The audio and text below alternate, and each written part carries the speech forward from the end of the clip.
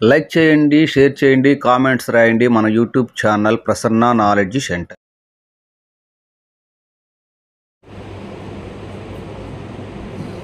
అందరికీ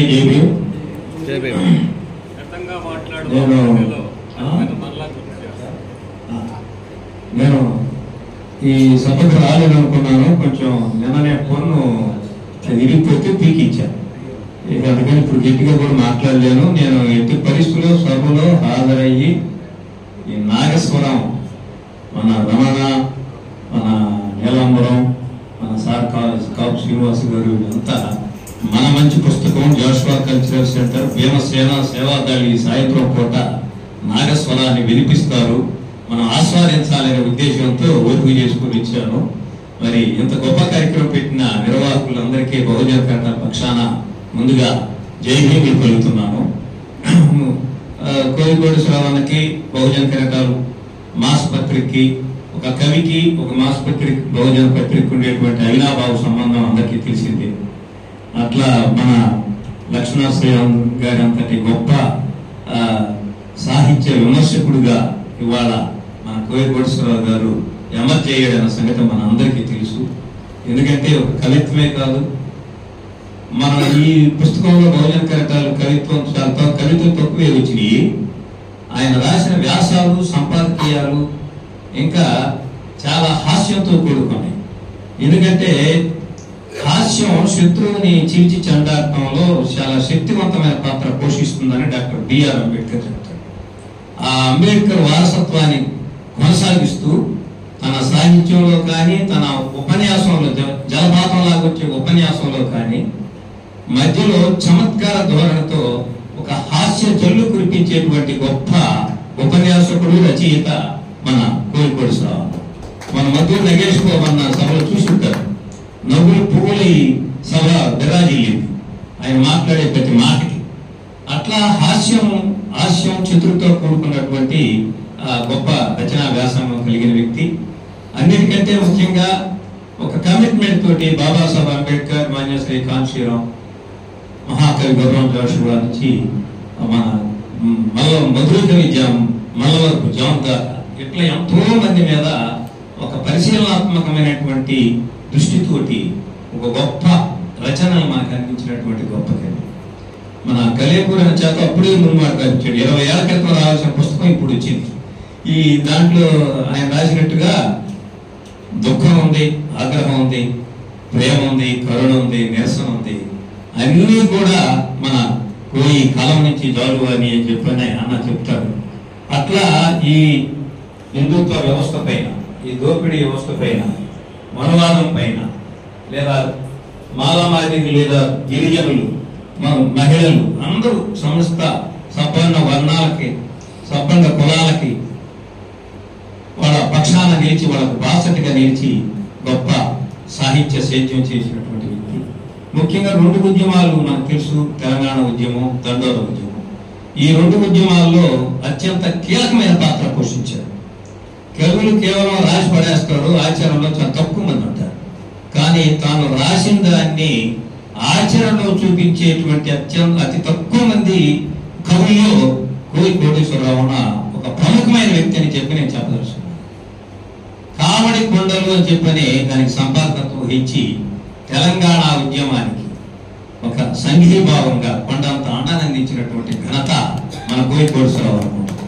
అంటే సాహిత్య రంగంలో ఉద్యమానికి మనం ఎట్లా మద్దతు ఇవ్వాలి, ఎట్లా నిలబడాలి అని చెప్పిన విషయం.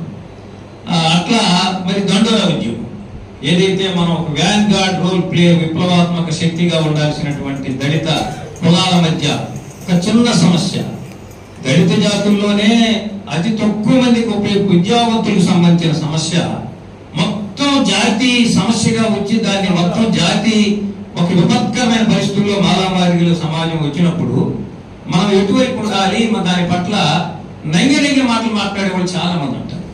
కానీ బహుజన కరటాలు ఏ పాత్ర వహించిందో దానికి మనందరికీ తెలుసు. అట్లాగే అట్లా వహించడానికి కోయికోటేశ్వరరావు లాంటి నిబద్ధత కలిగినటువంటి కవులు. ఎందుకంటే నిజాయితీ ఒప్పుకోవాలి. నిజంగా దాంట్లో స్పష్టంగా కుంకుమ చెట్టు కదా, కుంకుమ చెట్టు విషయంలో మనం చూడొచ్చు. అట్లా ఉద్యమానికి మనం ఇప్పుడు ఎందుకంటే కొన్ని విషయాలు మనం మాట్లాడుకోవాలి. ఒక ఏ ఉద్యమంలో ఉన్న లోపాలైనా మనం చెప్పుకోవాల్సినటువంటి అవసరం కూడా ఉంది. ఇందాక అంటే ఇప్పుడు ఇవాళ బర్నింగ్ టాపిక్గా ఉంది కాబట్టి దాన్ని దాటేసి మాట్లాడుకోవడం అనేది అది మంచి పద్ధతి కాదనేది నా ఉద్దేశం. 108 ఇక్కడ స్పష్టంగా ఈ జూలై 17 ఆగస్టు 6 ఎప్పుడైతేనేమి గొంతుల వారీగా బకాసుల ఆకలికి బలవుతూనే ఉన్నాం. అంటే కాళ్ళు చేతులు నలకబడిన కారం చేడు నువ్వైతే గుండె పగిలిన చుండూరు నేను. అంటే ఇట్లాంటి వాళ్ళ మధ్య ఒక సమస్య వచ్చినప్పుడు మనం ఎంత ఉండాలని, ఇప్పుడు సమయం లేదు కాబట్టి ఇది మొత్తం చదవడం కంటే ఆఖరి ఒక మాట అంటే ఆయన ఈ రొట్టె ముక్కల లెక్క ప్రకారం పంచుకుందాం అని చెప్తున్నాడు. అది న్యాయమైందని చెప్పేసి ఎట్లా న్యాయమైంది, ఎట్లా చేసుకోవాలనే విషయాల మీద అనేక చర్చలు ఉన్నాయి. దానికి కాదు, న్యాయమైంది అయినప్పుడు చట్టబద్ధం అవడానికి అవరోధాలు ఉండకూడదు. ఇది న్యాయం అనుకున్నప్పుడు చట్టబద్ధం కావాల్సిందే. కాబట్టి దీనికి ఆయన ఒక హెచ్చరిక కూడా చేశాడు. ఏమనంటే అంటే మాదిగల మాల మీద మాదిగల మీద చాలా దారుణమైన వ్యాఖ్యలు చేసుకుంటున్నందుకు చిన్ని పాటల్ని పొదిగే ఈ మాలకాకి కడుపు కొట్టడం ఎలా తెలుస్తుంది అంటే ఇవాళ కెత్త కళ్యాణం ఒక పుస్తకం వేశాడు, పోరు తెలంగాణ, ఆ పోరు దండోరా. ఆ పోరు దండోరా అనే దాంట్లో బ్యాక్ కవర్ లో బాలగోపాల్ రాసినటువంటి మాటలు రాసినట్టు.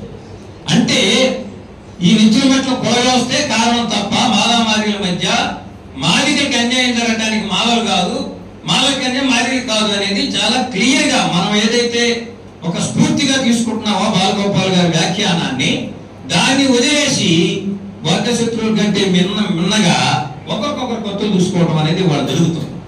కాబట్టి ఎవరు ఎవరిని దోపిడీ చేయలేదు. ఈ వ్యవస్థలో ఉన్న లోపాలని సరిచేసుకొని పెద్ద మనుషుల ఒప్పందం ద్వారా తీసుకోవాల్సిన సమస్య అది పెద్దదైపోయింది. ఇవాళ ఏ పరిస్థితులు వచ్చిందంటే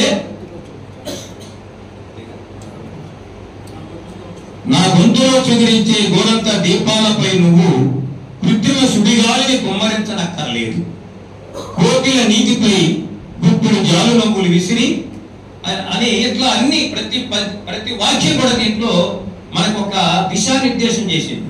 ఆఖరి మాట నేను చెప్తాను. దాంట్లో దళిత మాత కనుబొమ్మల్ని విడదీసే కుంకుమ చుట్టుని కోకట వేళతో పెగలిద్దాం. ఇవాళ చూడండి, ఇవాళ మనువాదం, ఇవాళ మీకు నేను సమస్య పరిష్కరిస్తాననే పేరుతోటి మొత్తం దళిత కనుపాపం వేరు చేసి శాశ్వతంగా మన మధ్య ఒక గండి పెంచేటువంటి కుంకుమ చెట్టు, అది మాలైనా అది మాదిగైనా ఈ యొక్క మనువాదపు పుట్టలు బలయ్యేటువంటి వాటిని చూసుకోలేకపోతే మొత్తం జాతి అంతమయ్యే పరిస్థితి. కాబట్టి నేను మన కాకాని సుధాకర్ లాంటి మేధావులు కూడా చెప్తాను. నేను ఉద్యమానికి వెన్నుదన్నుగా నిలబడి ఒక మారవాడినైనా నేను మద్దతు ఇచ్చాను.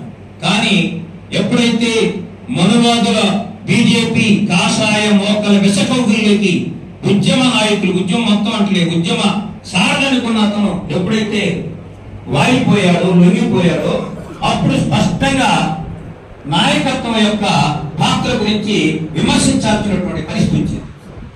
కానీ ఉద్యమానికి మద్దతు ఖచ్చితంగా అది న్యాయమైందని చెప్పినా కూడా ఇప్పుడు ఆ ఉద్యమాన్ని మనం తీసుకోవడానికి మనం ఏ రకమైనటువంటి ఇవాళ ఎంత ప్రమాదకరమైన పరిస్థితుల్లో దేశం ఉంది.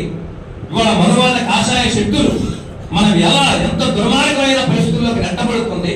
అసలు దళిత జాతులు అంతరించేటట్లు ఎన్ని కుట్రలు చేస్తున్నారు, ఎన్ని ప్రణాళికలు రచిస్తున్నారు అనేది గమనం తీసుకొని, అంటే అరుణాచలత గారు మాట రాశారు, వర్గీకరణకు మద్దతు తెలపడం ద్వారా కాషాయ క్షణ నుంచి కృష్ణమాదిగా మనం బయటకు లాగుదాం అన్నాడు. లాగగల శక్తి ఉంటే మంచిదే, అలా చేయగలిగితే మంచిదే. కానీ బొంగరాల కవిత ద్వారా దళిత ఉద్యమాల యొక్క నాయకత్వాన్ని కూడా విమర్శించాడు పోయిపోయి స్వభావం. దళిత ఉద్యమం పురుగుల ముందు దాగిందని కలేపూర్ ప్రసాద్ అయితే మొత్తం దళిత ఉద్యమ నాయకులు చీల్చి చెండాడాడు. మనం శత్రువుని చీల్చి చెండాడేటప్పుడు మన ఉద్యమోపాలు కూడా మనం చెప్పుకోవాల్సినటువంటి అవసరం ఉంది.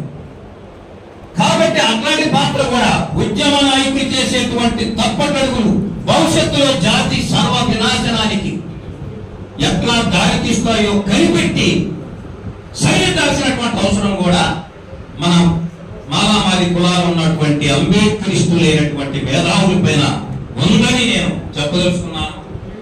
అట్లా నిజంగా కోరికోటేశ్వరరావు అన్న ఒక భీమరాజ్యాన్ని స్వప్నించాడు. అట్లాంటి భీమరాజ్యాన్ని మనం స్థాపించాలంటే మనం ఎవరైతే బాబాసాహెబ్ అంబేద్కర్ మార్గంలో నడుస్తారో అక్కడికి ఆగిపోకుండా మాన్యశ్రీ కాంశీరామ్ వరకు రావాలి. అప్పుడు ఓటు విలువ తెలుసుకొని అన్న ఓటర్ అన్న శతకం పేరుతో ఈ భూస్వామ్య దోపిడీ కులాల యొక్క ప్రజాస్వామ్యం ఎంత దుర్మార్గమైందో చాలా శక్తివంతంగా ఎండగట్టాడు ఓటర్ అన్న శతకం పేరు. కాబట్టి అట్లా ఇంకా ఎన్నో ఉన్నాయి. కాబట్టి ఇట్లాంటి రాబోయే భీమరాజ్యానికి సంకేతంగా ఈ నాగస్వరం నిలుస్తుందని తెలియజేస్తూ అన్నకు శుభాకాంక్షలు తెలియజేస్తూ సెలవు తీసుకుంటాం. అది పల్నాడు చిట్టకామాలపాడు నాయకురాలు నాగమ్మ గారు పల్నాడు శ్రీరాములు గారు మాట్లాడుతూ మొట్టమొదట నా పనులు పీకించుకున్నాను. నాకు అప్పుడు అనిపించింది మన అందరినీ పీకుతారేమో, కానీ